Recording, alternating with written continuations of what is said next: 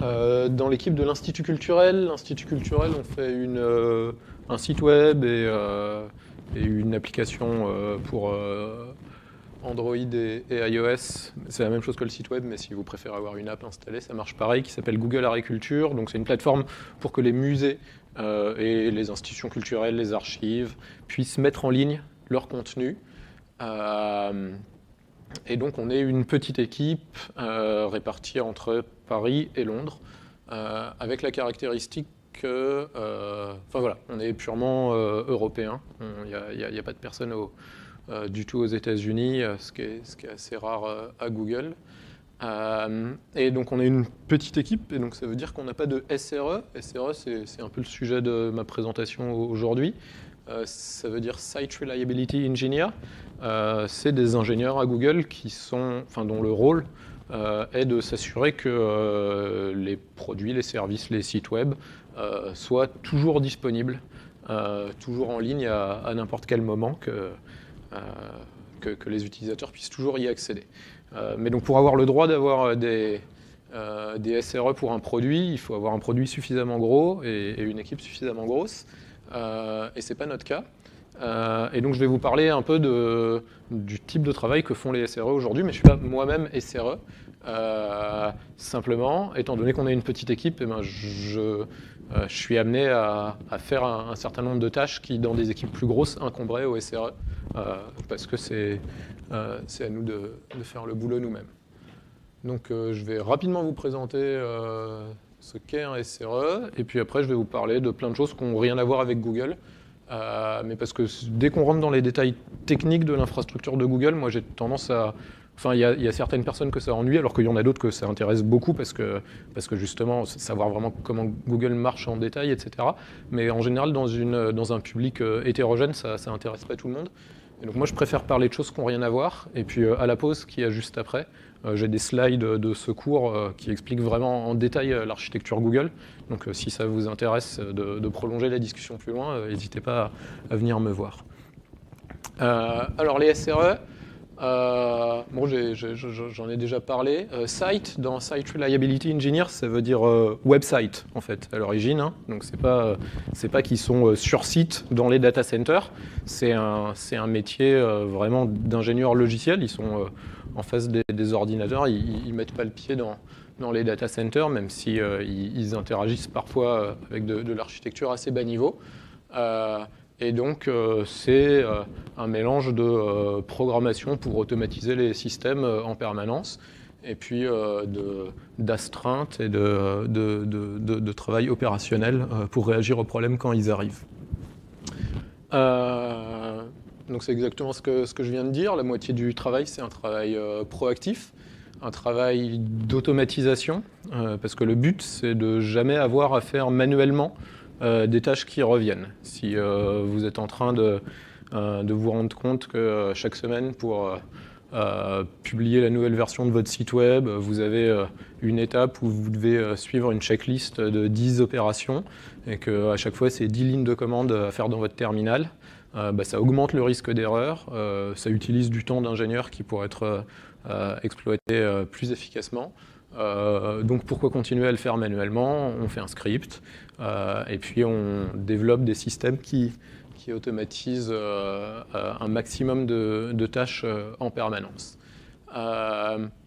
Les SRE, ils ont aussi un rôle spécifique de consultant, parce qu'ils ont l'habitude de déployer des systèmes, de savoir ce qui peut échouer, de savoir comment mettre en place du monitoring efficace. Et donc quand des équipes d'ingénieurs veulent lancer un nouveau produit, un produit avec une certaine envergure, ils peuvent aller voir une équipe de SRE pour leur demander des conseils, valider leur décision de design, ce genre de choses. Et puis il y a une partie de répétition, d'entraînement, où on ne va pas attendre qu'une catastrophe majeure arrive pour savoir si on est prêt à la gérer ou pas. Et donc régulièrement, on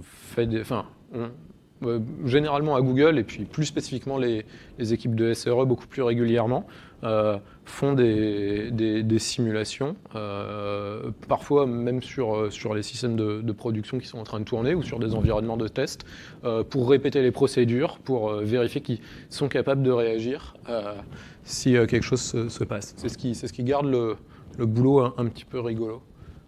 Sinon, ça peut devenir un peu déprimant. Et donc, ça, c'est la partie proactive de préparation. Il y a la partie réactive.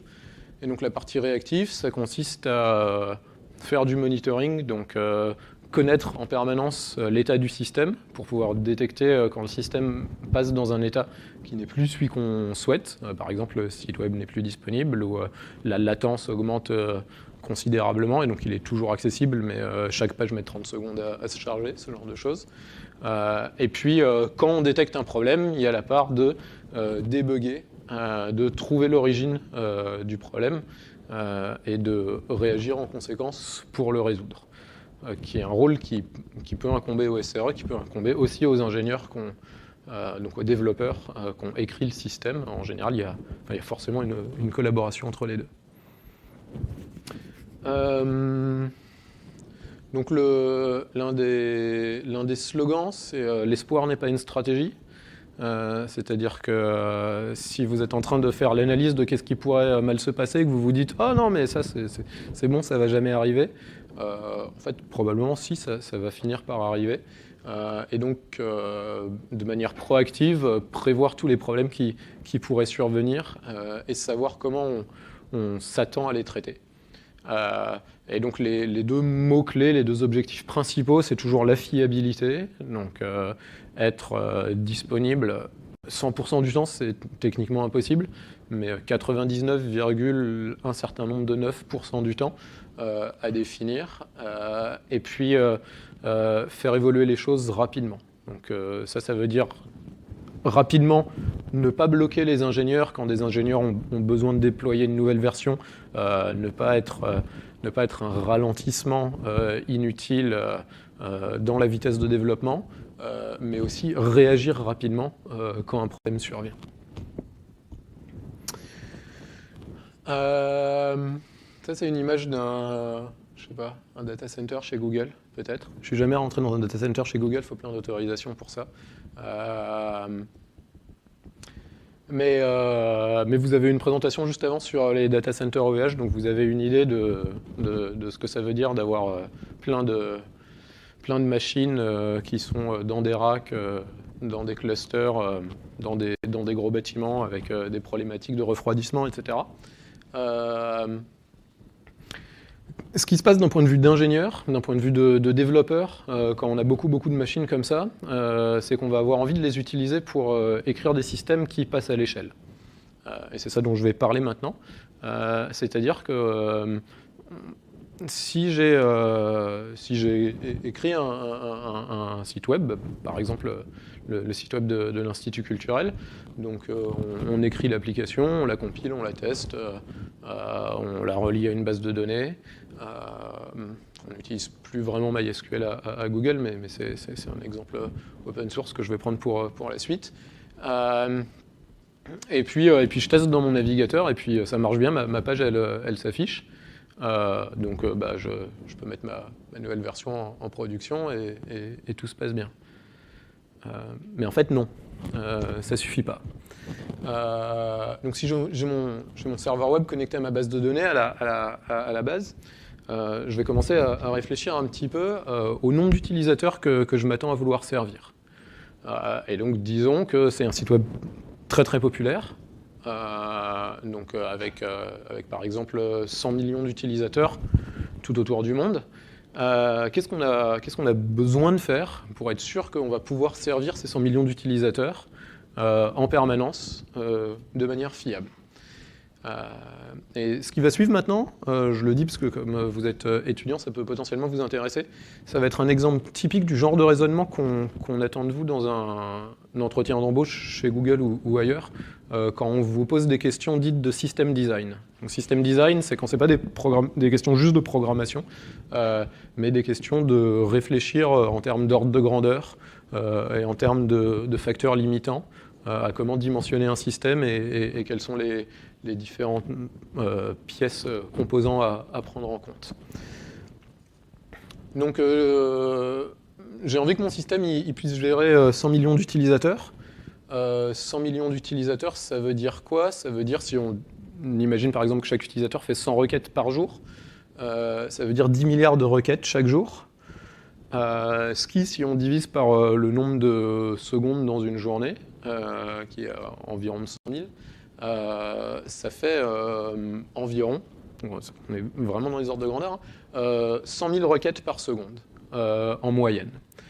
Alors quand je dis que mon système il a besoin du coup de soutenir 100 000 requêtes par seconde en moyenne, si je le calibre pour soutenir 100 000 requêtes par seconde, je vais avoir un problème, c'est que les systèmes ils fonctionnent jamais en moyenne. D'accord ? Les utilisateurs, par exemple la nuit, ils dorment, enfin, même s'ils sont distribués tout autour du monde, on peut dire que dans ce cas-là ça s'homogénéise, mais c'est pas vrai. Vous allez avoir plus d'utilisateurs aux États-Unis qu'en Afrique par exemple. Et puis en plus, tout d'un coup votre site web va devenir très très populaire, ou une page de votre site web va devenir très très populaire, et vous allez avoir beaucoup plus d'utilisateurs que votre moyenne. Et si vous n'avez pas prévu ça, c'est le moment où votre système va s'effondrer. Donc, disons qu'on a envie de prévoir une marge double, d'accord ? Au lieu de 100 000 requêtes par seconde, on a envie d'être capable de gérer 200 000 requêtes par seconde. Alors il y a énormément de facteurs limitants qui peuvent intervenir quand on veut dimensionner un système qui gère 200 000 requêtes par seconde. Il peut y avoir le réseau, il peut y avoir la vitesse du processeur, il peut y avoir les accès à la mémoire. Donc en fonction de ce que votre système fait, de quel type de base de données vous utilisez, de ce qu'il a besoin de servir. Donc là, si vous étiez en situation d'interview, il faudrait commencer à poser un peu plus de questions à votre intervieweur pour avoir plus de détails sur les caractéristiques. Mais là, pour garder la présentation simple, on va supposer que le facteur limitant, c'est les accès au disque dur. Parce qu'en pratique, c'est souvent un facteur limitant. Les disques durs sont considérablement lents comparés à tout le reste dans un système. Donc disons que pour servir une requête, vous avez besoin de faire 10 accès à votre disque dur. Donc ça veut dire que pour servir 200 000 requêtes par seconde en situation de pic, vous allez avoir besoin de 2 millions, d'être capable que votre système fasse 2 millions d'accès disque chaque seconde. Alors comment est-ce qu'on construit un système qui peut faire 2 millions d'accès disque chaque seconde ?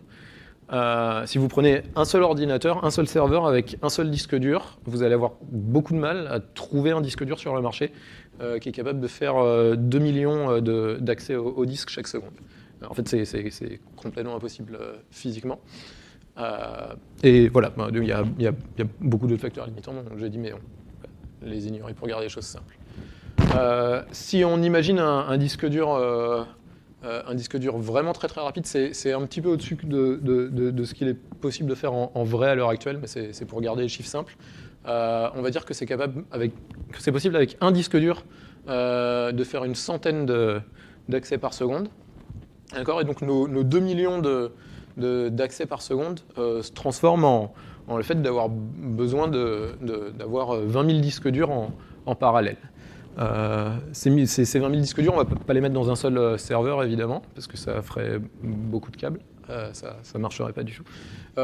En pratique, on peut mettre, on va supposer qu'on met 24 disques dans chacun de nos serveurs, ce qui fait environ un peu plus de 800 serveurs. D'accord ? Donc de notre problématique de départ, d'être capable de servir 100 millions d'utilisateurs, on arrive au fait que pour les servir, on a besoin d'un peu plus de 800 serveurs, ce qui fait, si on les empile verticalement, une pile de serveurs d'un peu plus d'une centaine de mètres de haut, et ça coûte beaucoup d'argent en électricité, comme vous l'avez vu dans la présentation précédente, et puis en matériel, si vous achetez vos serveurs à l'extérieur, c'est pour ça que ça peut être une bonne idée de ne pas forcément aller acheter vos serveurs chez Dell si vous avez besoin de beaucoup de serveurs, mais soit de vous adresser à un fournisseur d'infrastructure qui fait ça, soit de les construire vous-même. Et donc on se retrouve avec une architecture dupliquée, où au lieu d'avoir un seul serveur web et une seule base de données, on commence à avoir beaucoup de serveurs web et beaucoup de bases de données pour pouvoir répartir cette charge sur un grand nombre de serveurs. Et c'est là que ça devient utile d'avoir typiquement un data center. Et quand on commence à faire ça, c'est que le début, donc c'est là que l'intervieweur commence à vous poser d'autres questions sur comment vous maintenez la consistance entre les différentes bases de données et ce genre de choses. Mais moi, je m'arrête ici pour la partie dimensionnel système, parce que c'est là que les choses intéressantes commencent d'un point de vue de déploiement et de mise en production. Si vous avez besoin de pousser votre système sur 800 machines différentes, donc ce dont j'ai parlé au début de taper vos lignes de commande, si vous avez une ligne de commande par serveur, ça fait 800 lignes de commande, donc on commence à sentir que l'automatisation est utile. Et puis, comment savoir que ces 800 serveurs fonctionnent bien, marchent bien, comment détecter quand ils marchent mal, comment migrer les tâches d'une machine à l'autre. Donc ce qu'il faut faire, c'est surveiller, collecter des informations, et puis autant que possible réagir automatiquement quand on détecte des problèmes, donc c'est l'automatisation. Quand on détecte un problème qui a besoin de plus de diagnostic ou auquel on ne sait pas réagir automatiquement, c'est là qu'on peut avoir besoin d'alerter un humain. Donc à Google, par exemple, on a mais ce sera pareil dans la plupart des entreprises où vous finirez par bosser si vous avez un système qui est exposé au public. On a des systèmes d'astreinte. Les équipes qui ont des SRE, c'est les SRE qui prennent en charge les astreintes, mais sinon, c'est les ingénieurs, c'est les développeurs. Donc moi, par exemple, aujourd'hui, je suis d'astreinte pour l'Institut culturel. Donc s'il y a un problème en production, j'ai la tablette qui est posée là sur la table, qui va se mettre à sonner. Et si je ne suis pas disponible, par exemple si je suis en train de donner une présentation devant des étudiants et que je ne réponds pas au bout de 5 minutes ou que je réponds que je ne suis pas disponible, il y a automatiquement une deuxième personne qui est d'astreinte aussi, avec son téléphone et sa tablette qui vont commencer à sonner pour aller gérer l'alerte. Mais ça, c'est vraiment la dernière ligne de défense et on espère que c'est ce qui arrive le moins souvent possible. L'objectif, c'est d'avoir pas plus de 1 à 2 alertes par personne et par cycle d'astreinte. Nous, on a des cycles d'astreinte d'une semaine, mais il y a des équipes où c'est des cycles beaucoup plus courts, de quelques jours ou de quelques jours ou quelques heures.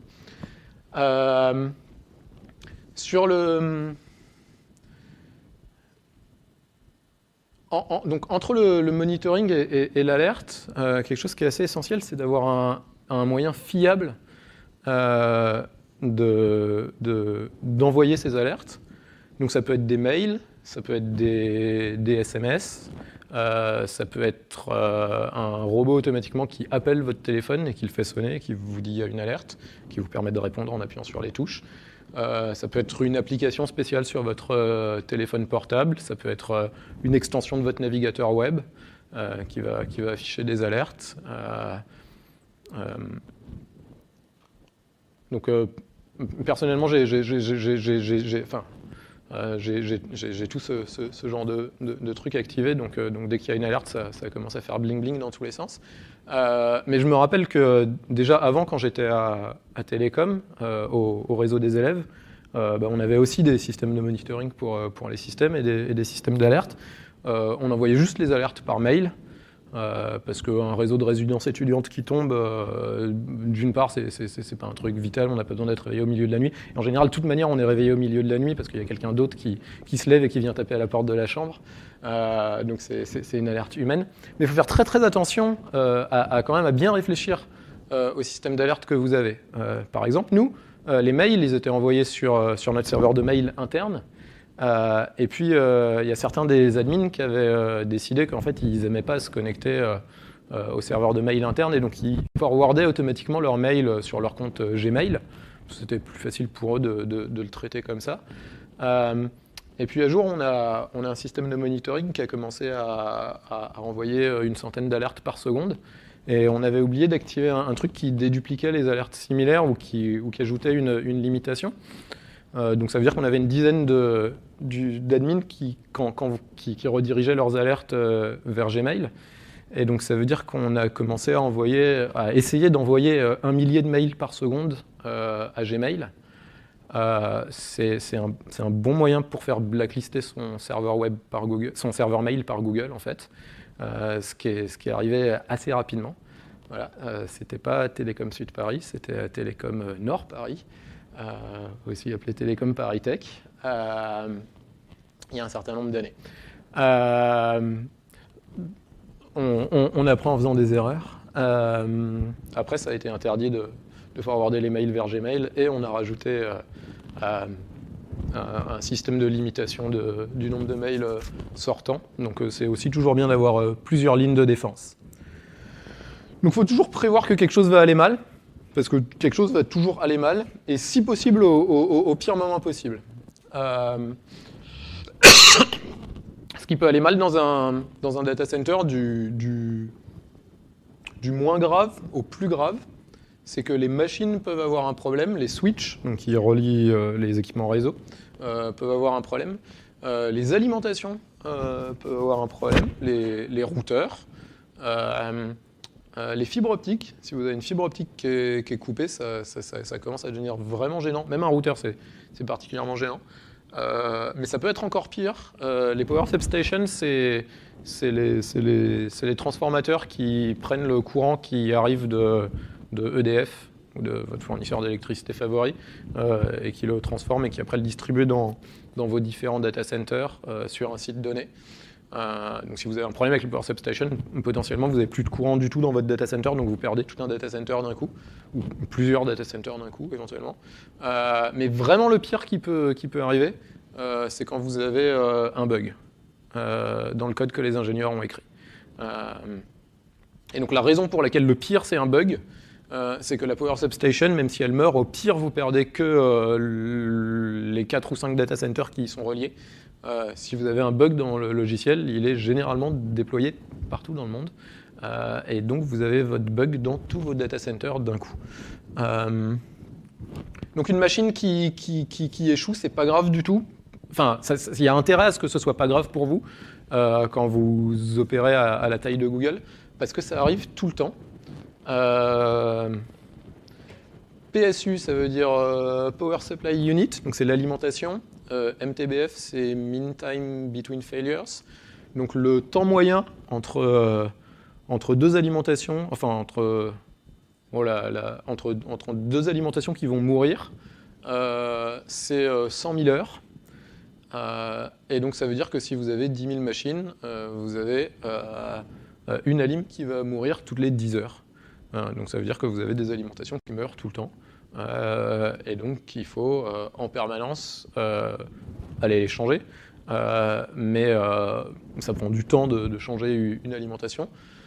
Et donc en fait, ce qu'il faut faire, c'est être capable de réagir au niveau logiciel quand ce genre de problème matériel arrive. Donc parce qu'une alimentation qui échoue, qui a un problème, du coup c'est la machine qui meurt d'un coup, mais évidemment vous avez plein d'autres problèmes, vous avez les problèmes de disque, etc. Donc il faut être capable de détecter ça, il faut être capable de rediriger le trafic pour qu'il arrête d'utiliser la machine qui est impactée. Quand vous avez des services qui tournent dessus, vous les relancez sur une autre machine à côté. Et puis après vous avez des techniciens qui vont effectivement dans le data center pour faire une action de maintenance sur la machine. Donc c'est nécessaire de rediriger le trafic réseau, et puis éventuellement ça peut être nécessaire aussi de bouger les données, en particulier si c'est le disque dur des machines qui est impacté. Dans ce cas-là, faut espérer que les données, vous les aviez déjà dupliquées en un certain nombre d'endroits. Mais par exemple, si votre politique, c'est de dupliquer les données à 3 ou 5 endroits, et puis que vous avez un disque dur qui meurt, et ça veut dire que les données qui étaient sur ce disque dur-là, elles sont plus répliquées qu'à 4 endroits. Et donc, il faut retrouver un 5e endroit sur lesquels les mettre automatiquement. Donc, tout ce genre de réaction à une machine qui meurt, c'est quelque chose que à Google, en tant que développeur, qu'ingénieur logiciel, vous voyez jamais. Ou plutôt, vous le voyez, mais vous n'avez jamais à vous occuper de résoudre ce genre de problème, parce que c'est complètement automatisé par les différents niveaux d'architecture qui ont été mis en place au fil du temps. Et donc je peux vous parler plus en détail à la pause à café, parce que c'est intéressant un peu quand même. Mais du point de vue du développeur logiciel, vous avez une abstraction simple et agréable pour accéder à un système de fichiers, et vous n'avez pas à vous préoccuper de comment c'est répliqué et comment les données sont migrées d'un disque à l'autre. Et vous avez une interface de même simple et unifiée pour déployer votre tâche dans un centre de données, enfin dans un data center donné, dans un centre de données donné. Mais vous n'avez pas à migrer manuellement vos tâches d'une machine à l'autre quand les machines meurent. Ça, c'est entièrement automatisé aussi.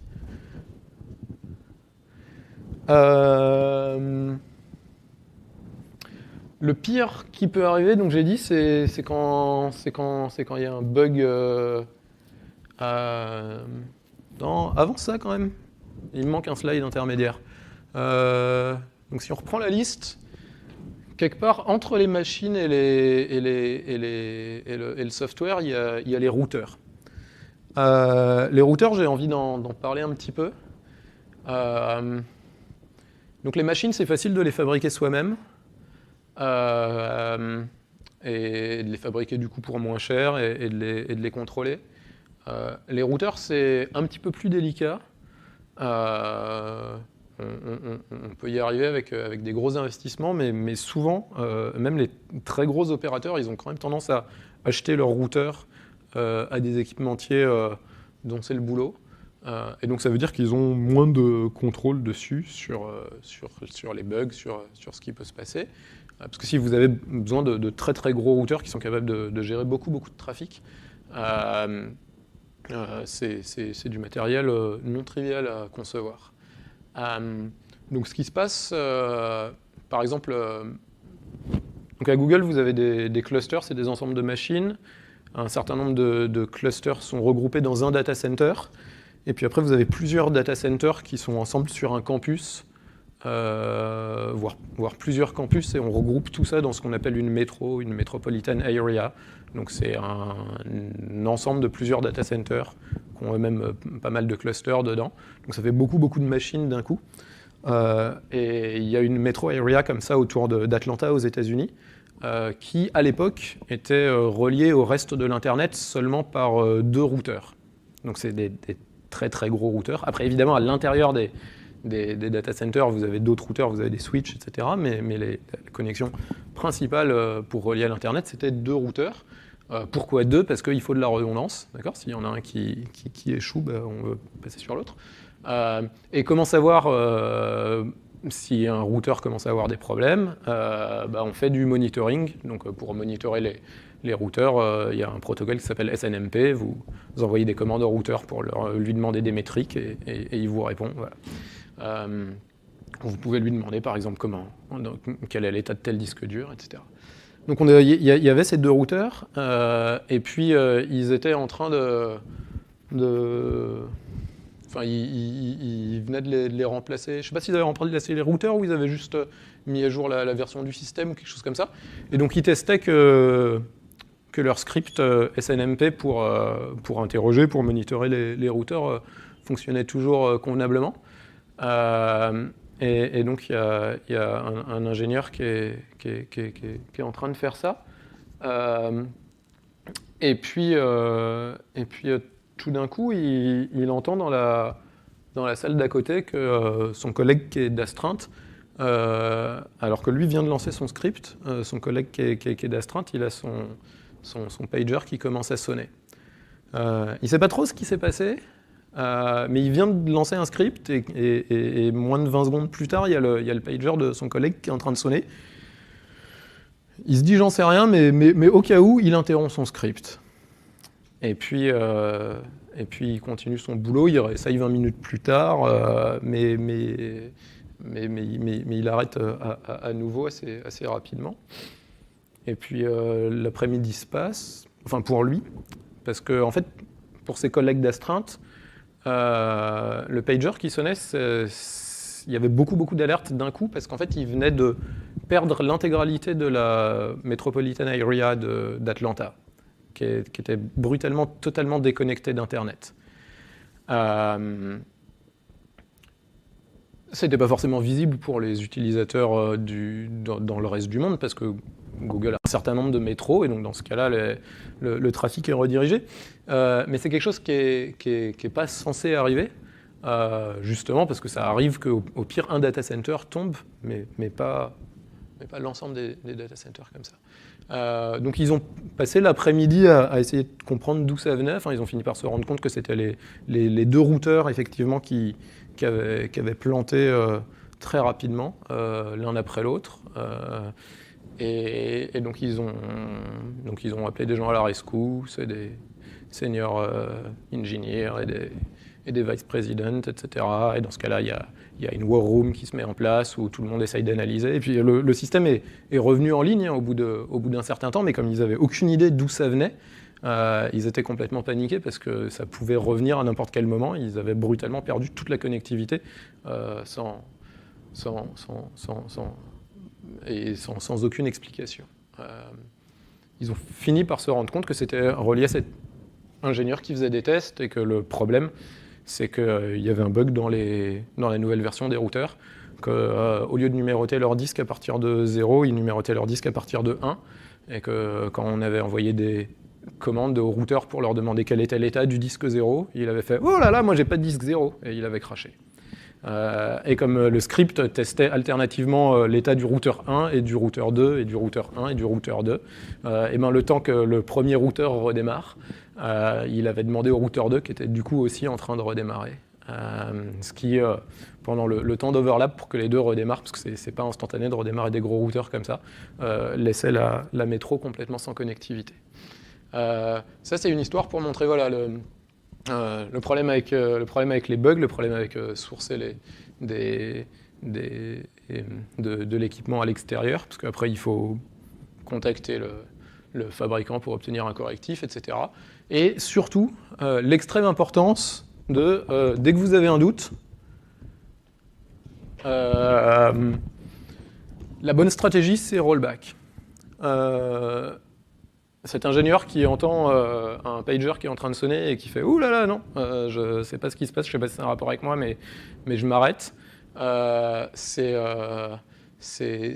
absolument crucial, et c'est la stratégie générale à Google. En dehors de Google, c'est la bonne stratégie à avoir quand vous avez un problème que vous ne comprenez pas, mais quand votre objectif est de réduire la durée du problème par rapport aux utilisateurs, c'est d'essayer de trouver tout ce qui a changé récemment et de revenir à la version précédente, revenir à la configuration précédente, même si ça a l'air d'avoir absolument aucun rapport. Vous revenez à la dernière bonne configuration connue, et si dans la dernière bonne configuration connue, vous continuez à avoir un problème, alors dans ce cas-là, vous cherchez d'autres causes potentielles. Et si dans la dernière bonne configuration connue, ça finit par marcher, vous êtes tranquille et vous avez le temps de chercher la source du bug. Mais surtout, ne pas essayer de comprendre d'où ça vient, enfin ne pas perdre de temps à essayer de débugger si vous avez d'autres stratégies de mitigation. Rendre le truc moins pire en français. Donc ça, c'est pour la réaction. Pour la prévention, c'est bien d'écrire des tests unitaires, c'est bien d'écrire des tests d'intégration, c'est bien de tout tester, quoi. C'est vrai, tout ça.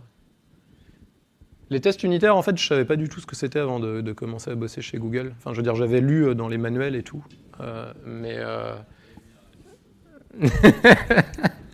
Non, ce que je veux dire, c'est que c'est quelque chose qu'on apprend en école, mais dont on prend pas forcément la pleine mesure avant d'avoir travaillé sur des systèmes de production. Ça attrape vraiment des bugs, et on écrit vraiment des bugs tout le temps. Donc c'est absolument crucial, même si ça a l'air d'être une perte de temps, d'avoir un bon système de test intégré pour faire moins de boulot aux gens qui sont d'astreinte après. C'est pas moi qui fais les slides, donc je sais pas à quoi celui-là il sert. Ouais, non, c'est pour dire que j'ai dit avant que je crois que c'est ça l'idée. J'ai dit avant que failure is an option, qu'il y a toujours des problèmes. Donc quand il y a un problème, il ne faut pas que ce problème dégénère au point que ça crée de l'absence de service pour les utilisateurs. Et ça, c'est un problème qui survient en particulier quand vous avez besoin de déployer des nouvelles versions, ou plus généralement de changer n'importe quel paramètre, n'importe quelle configuration. Tous les changements, c'est forcément des changements avec le système qui continue à marcher. Quand vous opérez de manière globale à une taille planétaire, que vous avez des utilisateurs partout, vous ne pouvez pas faire comme le site de votre banque, qui est purement franco-française, et qui va vous dire mardi entre 2h et 3h du matin, vous ne pourrez pas vous connecter, désolé. Okay, donc ça, c'est des trucs que vous voyez tout le temps sur le site de votre banque. Je leur laisse le bénéfice du doute entre si c'est parce qu'ils ont des clients purement franco-français ou si c'est parce que c'est des banques. Mais en tout cas, c'est nécessaire d'avoir des systèmes où vous pouvez mettre petit à petit à jour des bouts du système et que l'ensemble continue à marcher avec des endroits où c'est l'ancienne version qui tourne et des endroits où c'est la nouvelle version qui tourne. Et parce que vous ne pourrez jamais mettre partout à jour en même temps. D'où les problèmes de compatibilité. Faut que vos services, quand vous rajoutez des méthodes, ils soient capables de comprendre encore l'ancienne version des requêtes qui sont effectuées. Et puis de toute façon, même si vous étiez capable de mettre à jour partout ensemble en même temps, c'est pas une bonne idée. C'est pas une bonne idée justement à cause du problème des bugs dont on a parlé. Parce que si vous déployez d'un coup brutalement un bug à toutes vos machines, un changement avec un bug à toutes vos machines, et ben ça veut dire que le temps que vous vous en rendiez compte, tous vos utilisateurs s'en sont aussi rendus compte. Alors que si vous aviez déployé qu'à 1% de vos utilisateurs, bah, vous auriez impacté avec le bug que 1%, et puis vous avez le temps de revenir en arrière si vous le détectez à temps. Donc c'est pour ça qu'on déploie avec ce qu'on appelle des canaries, donc avec certains data centers, avec soit les endroits où vous avez le moins de trafic, soit les endroits où vous avez le plus de trafic, suivant ce que vous voulez tester. Mais en tout cas, toujours progressivement et à tous les niveaux. Une autre histoire de problème avec déployer d'un coup partout. Dans la présentation précédente, vous avez vu qu'il y avait la notion de différents niveaux de data center, et notamment des data centers en colocation, donc partagés, qui n'appartiennent pas en propre à un client, à une entreprise. Google donc a ses propres data centers, mais utilise aussi des data centers en colocation un peu partout dans le monde, pas pour héberger ses services directement, mais pour avoir des caches locaux qui sont plus proches des clients, pour pouvoir répondre plus rapidement et avec moins de charge sur les data centers eux-mêmes aux requêtes les plus fréquentes. Et donc toutes les machines qui sont dans ces serveurs en colocation, elles sont quand même gérées indirectement par Google, et donc leur gestion est automatisée. En particulier quand on en crée une nouvelle, on a des scripts pour déployer une nouvelle version du système. Et puis quand on a fini et qu'on veut se débarrasser d'un système en colocation, on efface le disque, on réécrit dessus des données aléatoires ou ce genre de choses, pour s'assurer qu'il ne reste plus de données confidentielles à Google dessus, même si on essaye de mettre un minimum de données confidentielles sur des systèmes qu'on contrôle moins, évidemment. Et donc il y a un script automatisé qui gère l'ensemble des serveurs en colocation partout dans le monde et qui efface les disques des serveurs qui ont terminé. Un jour, il y a eu un problème avec ce script, donc il s'est arrêté, et l'ingénieur responsable a reçu un mail d'alerte, il est allé voir, et il n'y avait pas de problème urgent, enfin je veux dire, donc il n'avait pas besoin de revenir en arrière ou quoi que ce soit, c'est juste que le script s'était arrêté à mi-parcours. Donc pour essayer de comprendre ce qui allait pas bien, il l'a relancé manuellement pour reprendre l'exécution dans un débugger avec des logs, etc., pour voir ce qui se passait. Et le problème, c'est que l'un des premiers trucs que le script fait, c'est vérifier quelles sont les machines qui restent à effacer pour construire la liste. Et là, comme il y avait très peu de temps avant eu une exécution partielle, il restait plus aucune machine à effacer. Enfin, sauf qu'en fait, l'effacement n'était pas allé jusqu'au bout, mais quand il a interrogé la base de données pour voir les machines à effacer qui restaient, il n'y en avait plus aucune. Donc ça faisait un ensemble vide de machines à effacer. Et puis, un petit peu plus loin dans le script, il y a une autre fonction qui supposait qu'un ensemble vide de machines à effacer, en fait, c'était une valeur spéciale qui voulait dire qu'il fallait toutes les effacer. Donc ça, c'était un bug entre deux parties du système qui avait été développé à deux époques différentes et avec une compréhension légèrement différente des prérequis. Mais donc, du coup, l'ingénieur, quand il a relancé le bug pour essayer le script pour essayer de débugger, il a en réalité introduit un bug un petit peu plus grand qui a eu un ordre d'effacement immédiat de l'ensemble des serveurs de colocation de Google partout dans le monde qui a été lancé. Et qui a marché cette fois-ci, en fait, contrairement à la première exécution du script. Et donc c'est pour ça qu'il ne faut pas déployer partout dans le monde, même avec des bugs dans ces logiciels. Donc il n'y a pas eu, encore une fois, de conséquences dramatiques, parce que, et c'est ça dont on parlait précédemment, de provisionner vos systèmes aussi pour les périodes de pic, et pas seulement pour les périodes d'opération en moyenne. Ce qui s'est passé en pratique, c'est qu'on a perdu tous nos caches, mais que les data centers, eux, étaient restés intacts, et que donc les clients, au lieu d'essayer ils essayaient d'accéder au cache dans les serveurs en colocation, ils n'étaient pas disponibles, et donc du coup, ils étaient redirigés directement au data center, qui avait assez de marge pour prendre en charge la surcharge de trafic. Et donc le seul effet visible sur les clients, ça a été une augmentation de la latence, puisqu'ils n'avaient plus accès au cache qui était proche, mais ils parlaient directement au data center, pendant environ 2 jours et demi, qui est le temps que ça a pris aux ingénieurs pour redéployer les serveurs en colocation partout dans le monde, plus après quelques semaines d'audit pour vérifier qu'il n'y avait pas des bugs similaires ailleurs dans le système, et déployer un certain nombre de mesures préventives à plusieurs niveaux pour éviter que ça se reproduise. Je crois que tous les slides qui restent, c'est des trucs dont j'ai déjà parlé. Voilà, vous pouvez faire de la redondance, avoir plusieurs fois les mêmes systèmes, ça ne suffit pas toujours. Par exemple, quand vous avez 2 routeurs et qu'ils ont le même bug, ça ne marche pas, mais c'est mieux que rien. On fait ça au niveau des disques, au niveau des alimentations et au niveau du réseau. Ça coûte cher, ça coûte 2 fois plus cher du coup. Donc c'est pour ça qu'il ne faut pas que ce soit la seule solution.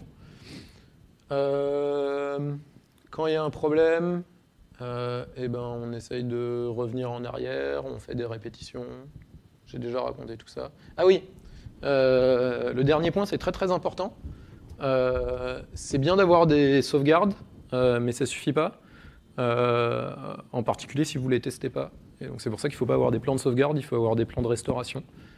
Et il faut tester les plans en question. Donc ça, c'est une alerte. C'est un exemple de ce qui se passe quand je suis prévenu. Là, en l'occurrence, c'est juste une alerte que j'avais...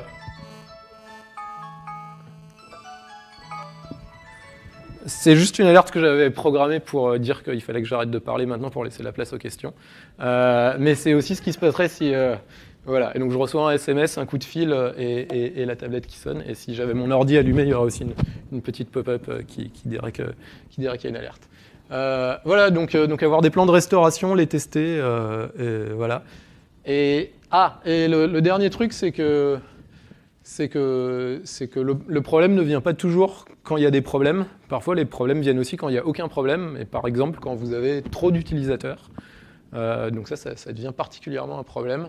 Je veux dire, c'est un problème en soi. Donc, réussir trop bien, ne jamais avoir de problème, avoir vos utilisateurs qui commencent à compter sur vous en permanence, qui utilisent votre système de plus en plus, ça devient très très populaire. Ça veut dire qu'il faut prévoir en conséquence pour avoir la marge de capacité toujours nécessaire.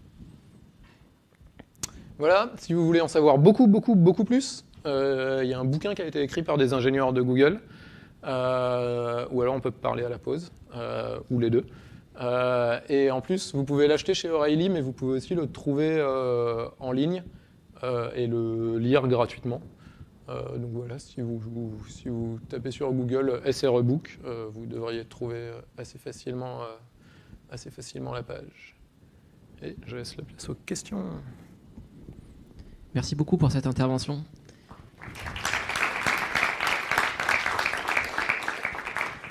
Avez-vous des questions?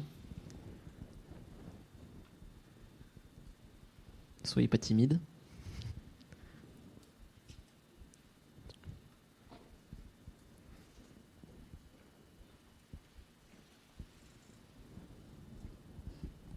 Bonjour, j'aurais voulu en savoir plus sur ce que vous mettez en place pour la consistance entre les différentes bases de données.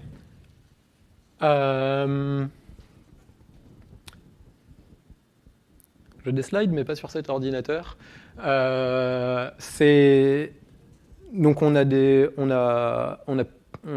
c'est construit couche sur couche. Donc à la couche la plus basse, on a les disques durs pour lesquels il n'y a aucune consistance, qui sont soit des disques durs classiques, soit des disques durs SSD, suivant le type d'application dont on a besoin. Si on a besoin de temps d'accès plus court, on va utiliser les SSD. Au-dessus de ce système-là, il y a un système qui s'appelle D pour disque, qui est chargé de gérer l'ensemble des disques à Google et d'en faire une espèce d'abstraction pour pouvoir migrer les données de l'un à l'autre. Mais c'est un système très très bas niveau auquel, en tant qu'ingénieur logiciel, on n'accède jamais directement. Par-dessus ce système-là de disques, il y a un certain nombre... je réfléchis aussi à ce que je peux vous dire, parce que je peux parler que des systèmes qui ont été publiés. Il y a un système qui s'appelle Google File System, qui maintenant a itéré, il ne s'appelle plus pareil, il est un peu changé, mais l'idée est la même, qui est construit au-dessus de D et qui offre là du coup une abstraction où vous pouvez y penser comme à un système de fichiers Unix traditionnel, et donc ça vous donne un espèce de disque dur géant distribué au sein de Google à une granularité qui est... donc vous avez des répertoires dedans, et ces répertoires, ils ont une granularité de cluster.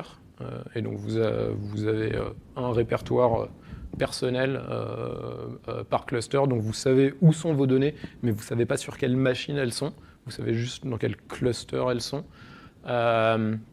Et vous pouvez contrôler avec des attributs sur les fichiers les caractéristiques de réplication. Est-ce que vous voulez qu'elles soient dupliquées sur 5 machines, avec la garantie qu'elles soient toujours disponibles si au moins 2 d'entre elles sont mortes, ce genre de choses. Et puis au-dessus de toutes ces abstractions pour les disques, il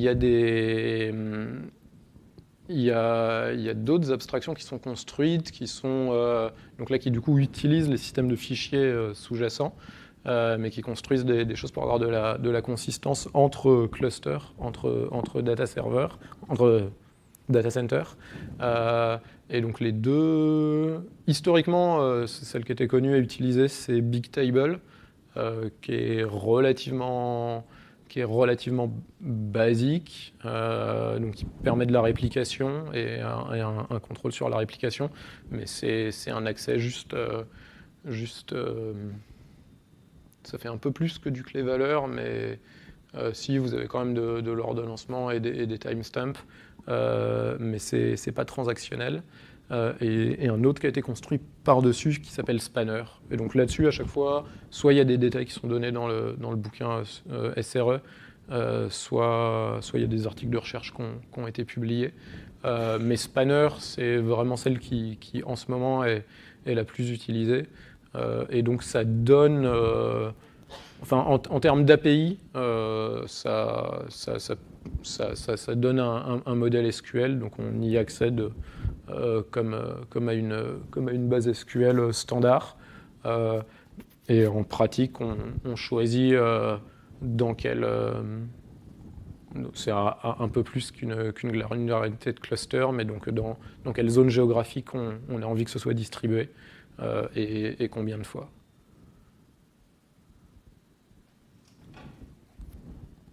Merci.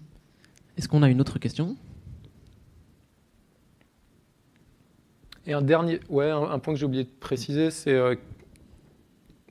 tous ces services, et en particulier Spanner, mais c'est vrai pour tous les services à Google, donc à chaque fois sont maintenus par une équipe donnée et sont exposés aux autres équipes de Google comme des services.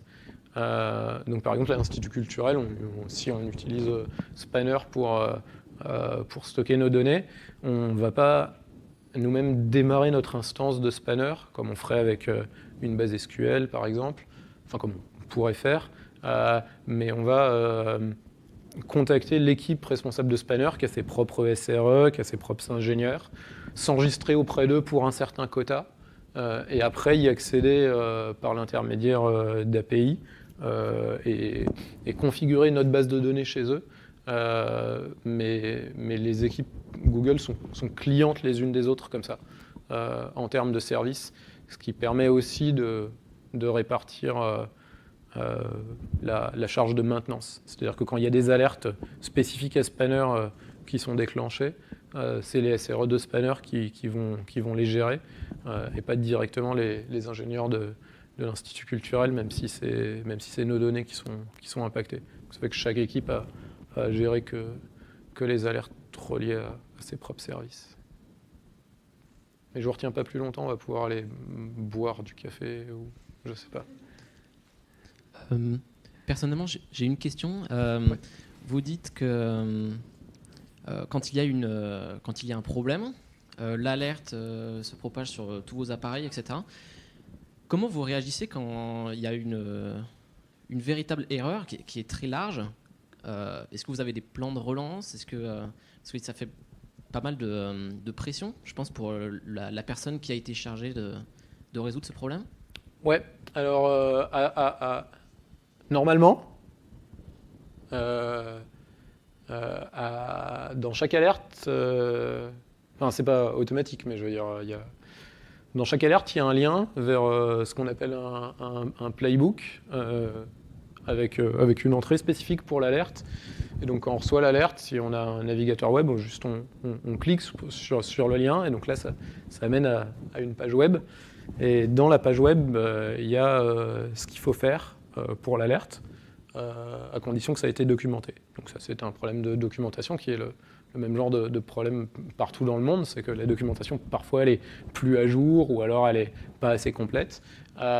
Mais effectivement, la philosophie, c'est que l'ingénieur qui est d'astreinte, il doit avoir une compréhension quand même du système, parce que si c'est hors des sentiers battus, il doit être capable de comprendre, mais on essaye d'avoir, même pour les étapes manuelles, on essaye d'avoir des checklists et de systématiser les réactions. Et donc, une page typique de Playbook, ça va commencer par déterminer si l'alerte est toujours active, parce qu'en fait, ça met du temps à recevoir une alerte, et que si ça se trouve, l'alerte elle a été calculée sur la valeur moyenne sur les 5 dernières minutes.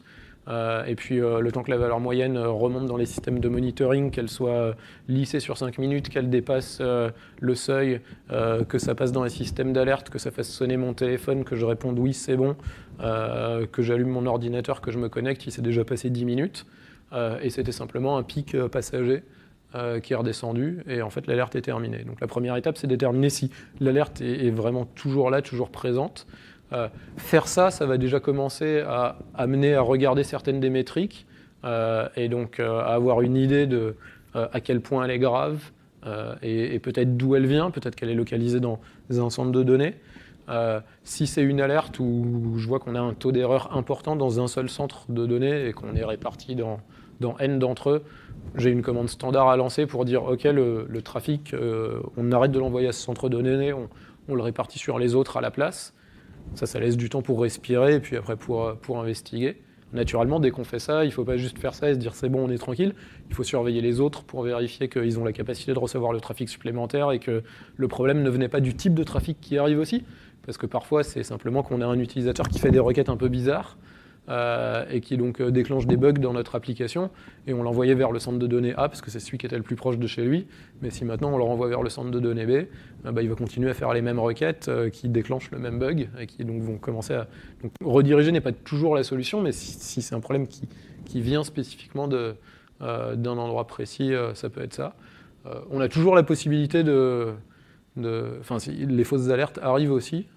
Donc si on passe 3/4 d'heure ou 1 heure à essayer de débugger, que finalement on se convainc que c'était une fausse alerte, mais qu'elle continue de revenir, on a la possibilité de dire bon, ne m'envoie plus d'alerte jusqu'à demain matin.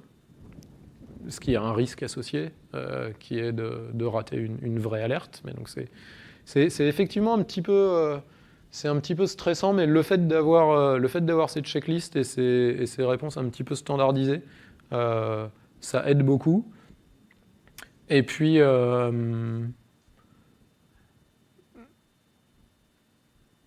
ça m'est arrivé une fois de réveiller mon secondary aussi. Pour être deux à gérer le problème. Parce que je pensais qu'il comprenait mieux cette partie-là du système, et parce que je préférais avoir son avis. Donc on a toujours cette possibilité-là. Et dans des équipes plus grosses et dans des équipes spécifiquement de SRE, il y a aussi la possibilité de ramener plus de collègues. Et dans des systèmes vraiment critiques, avec des très grosses équipes de SRE, les équipes sont distribuées autour du monde. Et donc en fait, les gens ne sont pas d'astreinte la nuit. Les gens sont toujours d'astreinte pendant leurs horaires de boulot. Et donc ils sont là, c'est eux, c'est leur truc qui sonne. Et la personne d'astreinte, c'est la première à regarder le problème. Mais elle peut très rapidement appeler à la rescousse des personnes supplémentaires si c'est un problème de large envergure. Et c'est un petit peu la même chose pour nous, c'est-à-dire que si on était confronté à un problème vraiment large, en fait, ce serait peu probable que ça vienne juste de nous, mais ça viendrait probablement d'un des systèmes sur lesquels on dépend. Et dans ce cas-là, il y a toujours la possibilité d'escalader et donc de faire remonter l'alerte aux autres systèmes.